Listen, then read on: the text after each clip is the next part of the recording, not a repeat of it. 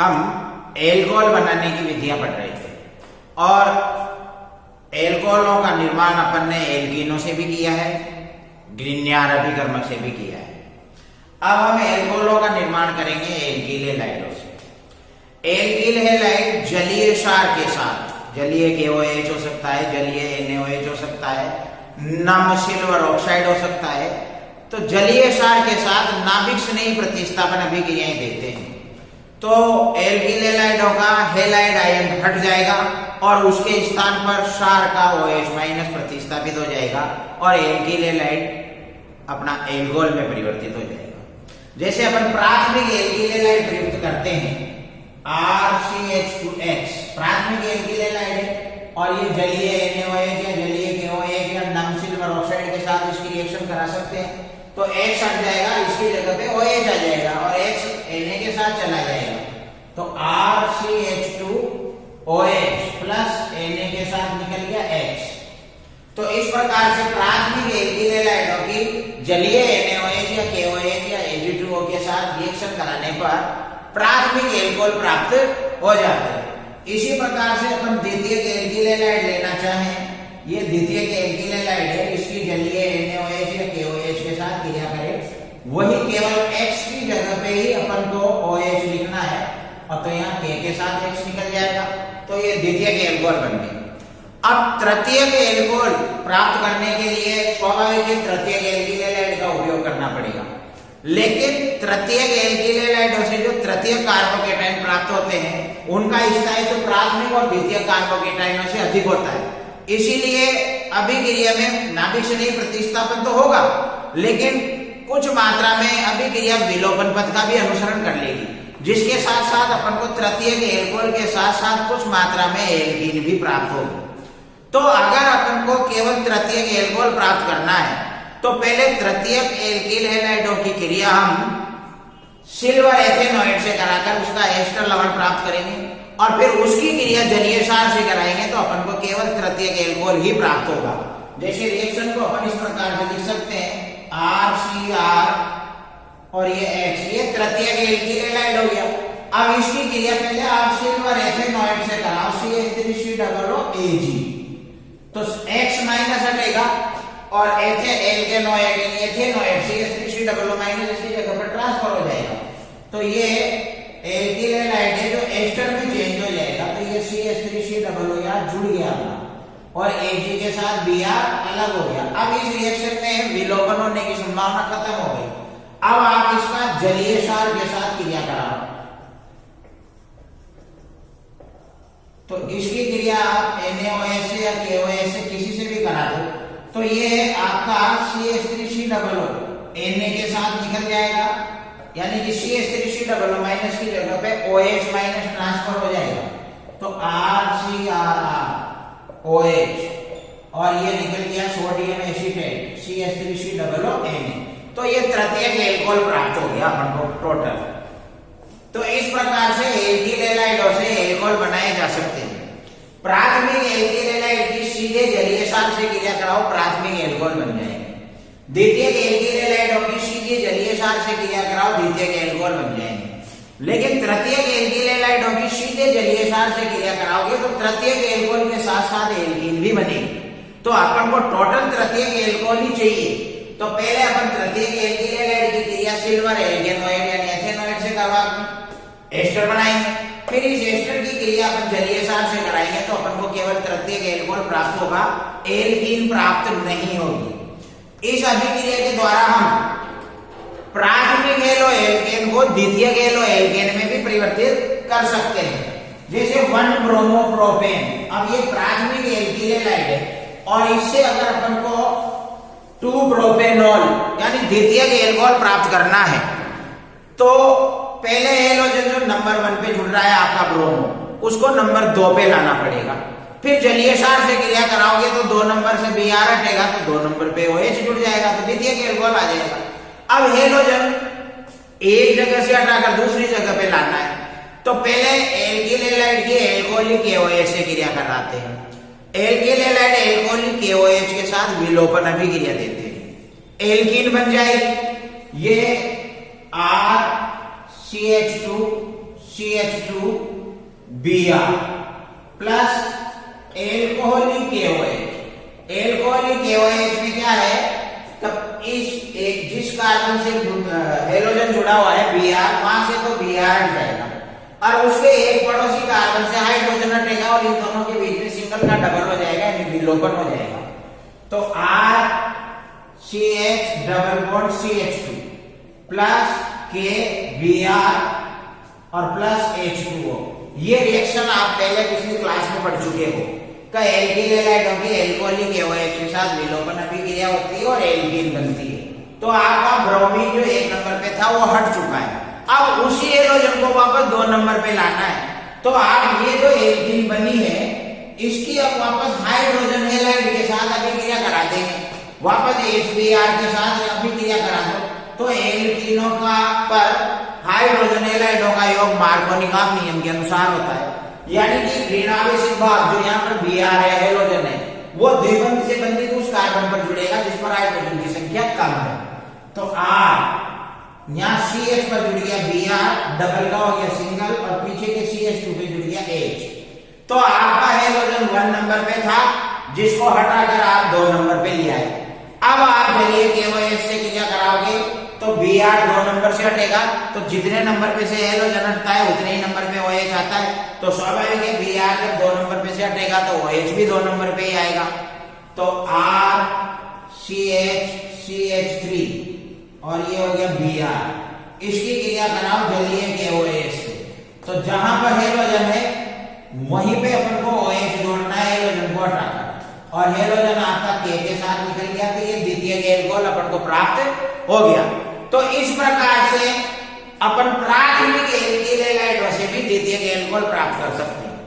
अगर अपन प्राथमिक एल्किल हैलाइडों की सीधे जलीय सार से क्रिया कराएंगे जब तो प्राथमिक एल्कोहल बनेंगे, लेकिन प्राथमिक एल्किल हैलाइडों का एल्कोहलिक KOH के द्वारा विहाइड्रोहेलोजनीकरण कराएंगे, क्योंकि यहाँ से एक जगह से हेलोजन हटाए एक जगह से हाइड्रोजन हटाए तो इसको विहाइड्रोहेलोजनीकरण कहेंगे।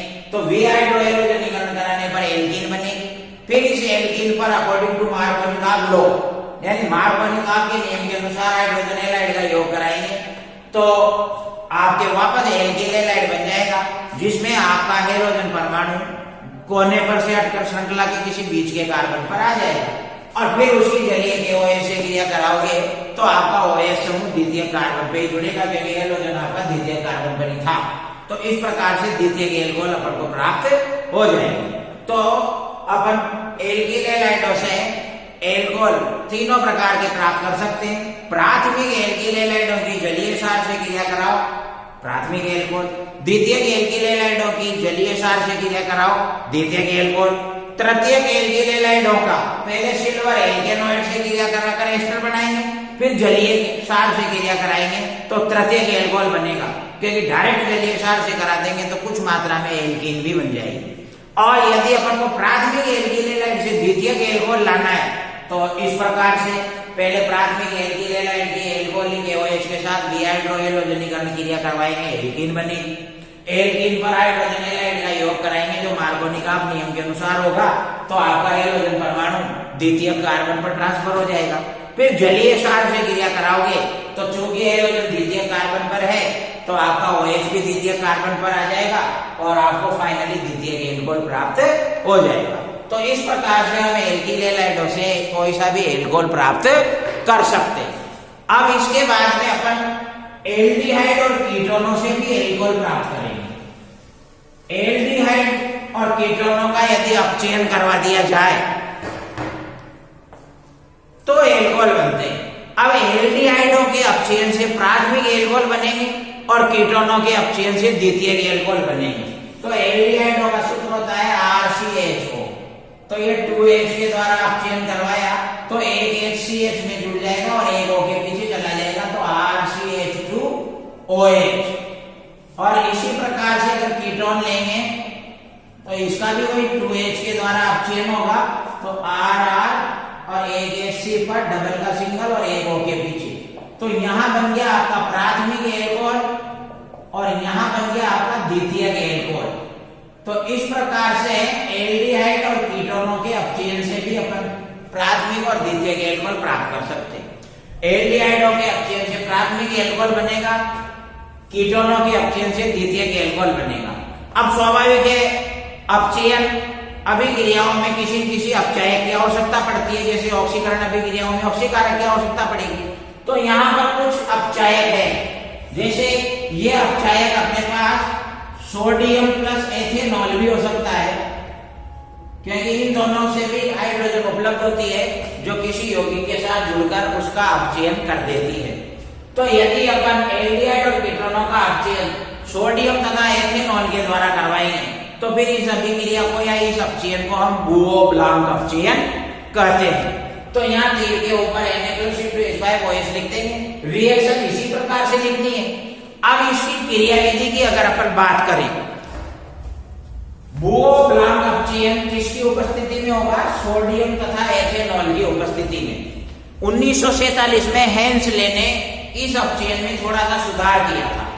उसने किया था सोडियम और एथेनॉल की सैद्धांतिक मात्रा लेकर निष्क्रिय विलायक टाइलिन या ऑर्थोजाइलिन में का प्रयोग किया और उसके बाद अभिक्रिया को करवाया तो उत्पाद 85 से 90% प्राप्त हुआ, यानी उत्पाद अधिक मात्रा में प्राप्त हुआ। तो आजकल इस अभिक्रिया को करवाते तो अपचयन सोडियम और एथेनॉल के द्वारा ही है, लेकिन कौन से विलायक में? निष्क्रिय विलायक, या तो ऑर्थोजाइलिन ले सकते हैं या टालुइन ले सकते हैं, जिससे अपन को उत्पाद अधिक मात्रा में प्राप्त होता है। अब इसमें रिएक्शन में जैसे ये RRCO आपका कीटोन हो गया, इसमें क्रियाविधि के रूप में अपन बात करते हैं। अब यहाँ अगर एल्डिहाइड है तो ये दोनों R में से एक R की जगह ऐसे लिख देंगे, तो यानी कि एक की क्रियाविधि दूसरी की तरह आएगी। तो एक की क्रियाविधि जो लिखेंगे सेम दूसरे की भी, कीटोन की क्रियाविधि वो एल्डिहाइड की क्रियाविधि या एल्डिहाइड की क्रियाविधि वो कीटोन की क्रियाविधि। कीटोन में यहाँ दोनों से कार्बन की R से संतुष्ट किए एल्डिहाइड समूह से, जबकि एल्डिहाइड में अपन यहाँ दोनों में से कम एक जगह पे हाइड्रोजन लिखेंगे। क्रियाविधि तो C डबल बॉन्ड O पे चलेगी जो दोनों में कॉमन है, इसलिए दोनों की क्रियाविधि कॉमन आएगी।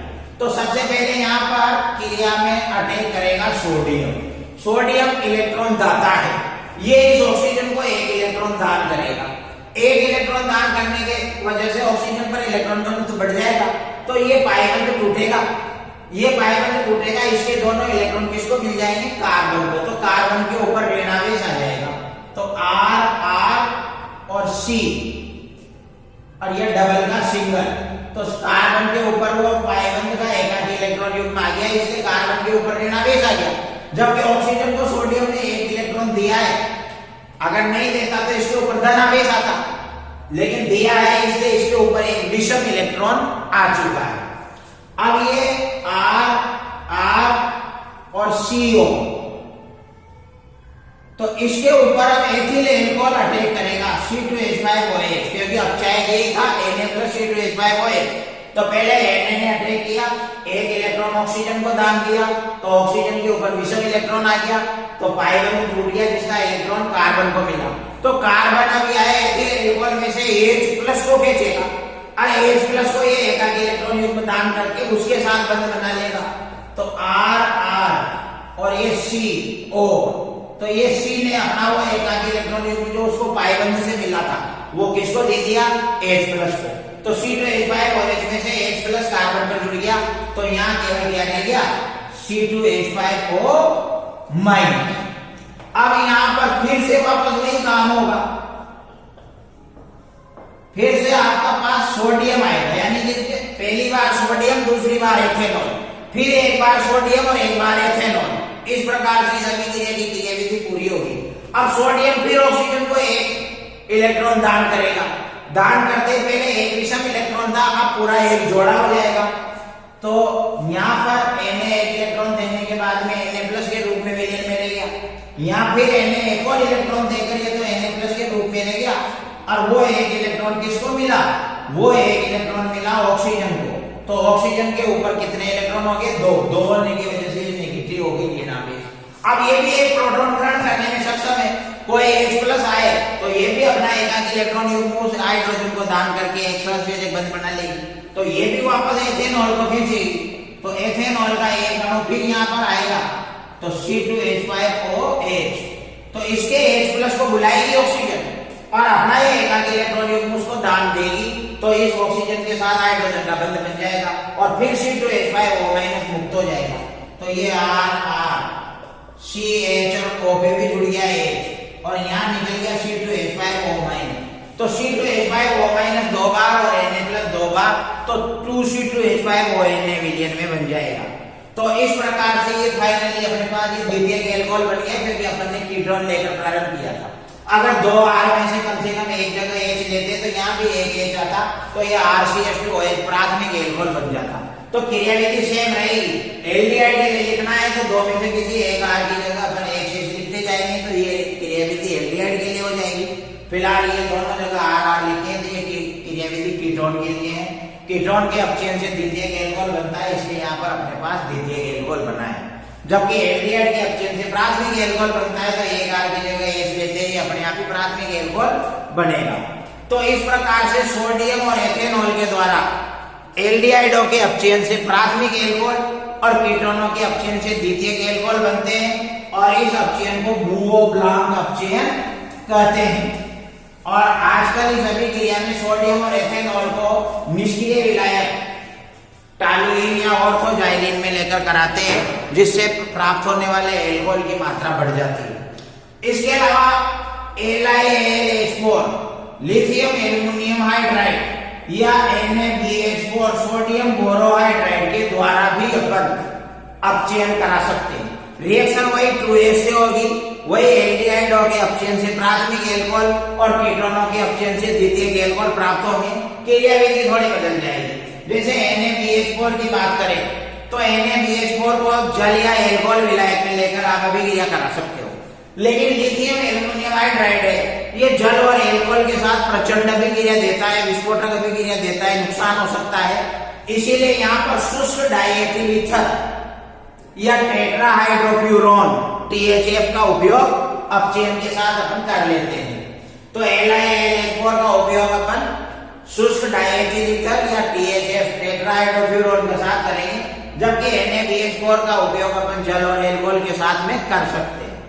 तो NaBH4 में Na+ होता है और BH4- होता है, तो यानी कि इसमें एक बोरोन के ऊपर +3 होगा और चारों हाइड्रोजन के ऊपर -1 होगा, तो टोटल 4 हाइड्रोजन का -4 और एक बोरोन का +3, तो -4 में से +3 गया तो टोटल ऊपर -1 बचा। तो ये -1 ना तो बोरोन का है ना हाइड्रोजन का, ये टोटल BH4 का है। इनको अगर अलग अलग लिखेंगे तो बोरोन के ऊपर +3 और चारों हाइड्रोजन के ऊपर माइनस लिखेंगे। तो यानी कि यहाँ पर बोरोहाइड्राइड में हाइड्राइड आयन माइनस के होते हैं, यानी उनके पास बंदी इलेक्ट्रॉन मौजूद होते हैं। तो अटेकर यही होता है मेन BH4। LiAlH4 में AlH4- होगा, तो दोनों की क्रियाविधि लगभग एक जैसी हो जाएगी। अब जैसे ये कीटोन है आपका, कीटोन के अपचयन से द्वितीयक एल्कोहल बनेगा। इसमें अपन एल्डिहाइड लेना चाहें तो एक R की जगह अपन H लिख देंगे, तो क्रियाविधि यहाँ भी सेम होगी। तो सबसे पहले बोरोहाइड्राइड का H- आकर इस कार्बन पे जुड़ेगा, तो H- इस कार्बन को अपना एकाकी इलेक्ट्रॉन युग्म देगा, तो यहाँ पर उल्टा बंध टूटेगा। पहले जब बंध टूटा था तो इलेक्ट्रॉन कार्बन को मिले थे, क्यों? क्योंकि वहां धातु सोडियम आकर इलेक्ट्रॉन ऑक्सीजन को दे रहा था, तो उसने ऑक्सीजन को इलेक्ट्रॉन दिए, इसलिए ऑक्सीजन ने पाइबंद के इलेक्ट्रॉन कार्बन की ओर ट्रांसफर कर दिया। यहाँ पर बोरॉन नहीं आ रहा है, यहाँ पर H- आ रहा है इलेक्ट्रॉन लेकर, तो ये पाइबंद टूटेगा, तो इसके इलेक्ट्रॉन ऑक्सीजन को मिलेंगे, तो कार्बन के ऊपर धन आवेश आएगा। तो जबकि सोडियम और एथेनॉल में अपने के पास में कार्बन के ऊपर कौन सा आवेश आ गया था? ऋण आवेश आ गया था, इसलिए उसने H+ ग्रहण किया। यहाँ पर बंध के इलेक्ट्रॉन ऑक्सीजन को मिलेंगे, तो कार्बन के ऊपर क्या आएगा? धन आवेश। इसलिए यहाँ पर H+ की जगह क्या है? H-, तो H- ग्रहण करेगा ये RC, C पर जुड़ गया H और O पे रह गया आपका माइनस, तो इधर साथ में कौन बच गया आपका? BH3-, माइनस तो है ही नहीं, क्योंकि B+ और H3 दोनों मिलकर 3- न्यूट्रल हो गया। तो इस प्रकार से ये मध्यवर्ती यौगिक बन गया। लेकिन अभी भी इसमें 3 H- के ऊपर माइनस इसलिए नहीं लिखा क्योंकि B+3 और 3H- उदासीन हो। अभी भी ये अपने तीनों H- को देगा, लेकिन अब इस कार्बन की वैलेंसी चार्ज पूरी हो गई, तो ये क्या है, दूसरे कीटोन के अणु को बुलाएगा, उसका कार्बोनिल समूह का कार्बन एक H- को लेगा। फिर तीसरा भी आएगा, क्योंकि टोटल तीनों ही हाइड्रोजन H- दान करने, तो एक अणु तो एक को कर चुका है और एक अणु केवल एक ही H- को ग्रहण कर सकता है, कार्बोनिल कार्बन उसका। तो अभी 3 अणु और आएंगे और तीनों ही के कार्बन एक एक H- को ग्रहण करेगा और टेट्रा एल्किल बोरेट बनाएगा। तो अपन इसके साथ ही ये RRCH, अब डायरेक्ट अपन इसमें क्या लिख देंगे, 3 बार और लिख दो RRCO। तो ये कीटोन के टोटल कितने अणु हो गए, 3। तो तीनों में एक एक H जुड़ेगा तो 3 बार ही RRCH हो जाएगा और एक पहले से RRCH अपने पास है, तो फुल मिलाकर अपने पास RR और CHO माइनस टोटल कितनी बार हो गया, ये 4 बार, और पीछे केवल बोरोन रह गया B। अब ये टेट्रा एल्कोक्सी बोरेट बन गया। अब बोरोन के पास कोई H- नहीं है, इसलिए 5वें अणु को आने की जरूरत नहीं है। अब इसकी सीधा अपन जल अपघटन कराएंगे, जल से क्रिया कराएंगे, तो RRCHO होल 4 तो प्लस 4HOH, तो ये B हटेगा, 4 अणु है, ये 4H प्लस है, तो चारों अणुओं की ऑक्सीजन से एक एक हाइड्रोजन मिल जाएगा, तो 4 RRCHOH, तो O के पीछे H लिखा, आगे 4 अणु ले रखे हैं, तो यानी कि 4H प्लस जोड़ दिए। अब यहाँ 4OH- बचा है, तो एक B+3 के साथ जाएगा, तो BOH होल 4, टोटल के ऊपर चार्ज कितना बचेगा, वही B के ऊपर +3 और 4OH का -4, तो -4 में से +3 गया तो -1, बोरेट आयन निकल गया। इस प्रकार से अपन को फाइनली द्वितीय एल्कोहल प्राप्त हो गया। अगर अपन दोनों R में से एक कम से कम एक R की जगह H लिखते तो ये एल्डिहाइड होता, तो यहाँ लास्ट में एक H आते ही ये प्राथमिक एल्कोहल होता। तो ये क्रियाविधि LiAlH4 में, जैसे NaBH4 में Na+ विलयन में चला गया, यहाँ Li+ विलयन में चला जाएगा और क्या बचेगा, AlH4-। तो इसके जैसी क्रिया होगी, बोरोन की जगह यहाँ एल्यूमिनियम है, तो बोरेट की जगह एल्यूमिनेट आयनों का उपयोग यहाँ पर किया जाता है। इस प्रकार से अपन क्रियाविधि सोडियम बोरोहाइड्राइड की भी लिख सकते हैं, यही क्रियाविधि लिथियम एल्यूमिनियम हाइड्राइड की भी हो सकती है, दोनों की क्रियाविधि सेम है। अच्छा, अब उत्प्रेरकीय हाइड्रोजन यानी कि हाइड्रोजन के द्वारा अपचयन, तो संक्रमण धातुओं के अंतराकाशों में हाइड्रोजन गैस भरी हुई होती है, तो यदि किसी यौगिक के विलयन में अपन निकल, प्लेटिनम, पैलेडियम या रुथेनियम जैसी धातुओं के टुकड़े डालकर गर्म करें, तो इन धातुओं के अंतराकाशीय स्थानों से हाइड्रोजन गैस बाहर निकलती है और वो जो भी विलयन में दूसरा यौगिक होगा उसके साथ संयोग कर देती है, जिसका अपचयन हो जाता है। तो यहाँ अपचयन हाइड्रोजन गैस के अणुओं के द्वारा होगा और धातुओं की उपस्थिति में या धातुओं के द्वारा हो रहा है, इसीलिए इसको अपन उत्प्रेरकीय हाइड्रोजनीकरण कहेंगे। कामयाबी में ये एल्डिहाइड ले लो RCHO, अब 2H की जगह अपन को H2 लिखना है, और जब किसी की हाइड्रोजन से क्रिया होती है तो आप ऊपर या तो निकल लिख दिया करो, या प्लेटिनम या पैलेडियम या रुथेनियम भी लिख सकते हो। ये ऐसी संक्रमण धातुएं हैं जिनके अंतराकाशों में पर्याप्त मात्रा में हाइड्रोजन गैस भरी होती है, तो वही CH में एक H जुड़ते, CH2 एक H O के पीछे, तो RCH2OH। इसी प्रकार से अपन कीटोन ले लें, वही H2 से क्रिया, तो तीर के ऊपर वही निकल, प्लेटिनम, पैलेडियम या रुथेनियम लेंगे, तो RCHOH, तो ये आपका द्वितीय एल्कोहल कंप्लीट हो गया। तो वही प्राथमिक एल्डिहाइडों के उत्प्रेरकीय हाइड्रोजनीकरण से प्राथमिक एल्कोहल और कीटोनों के उत्प्रेरकीय हाइड्रोजनीकरण से द्वितीय एल्कोहल प्राप्त होते हैं। तो इस प्रकार से आज अपन ने एल्किल हैलाइडों से भी एल्कोहल बनाए हैं और एल्डिहाइड और कीटोनों के अपचयन और हाइड्रोजनीकरण दोनों प्रकार से अपन ने एल्कोहल बनाए हैं। इसके बाद की चर्चा अपन अगली क्लास में करेंगे। धन्यवाद।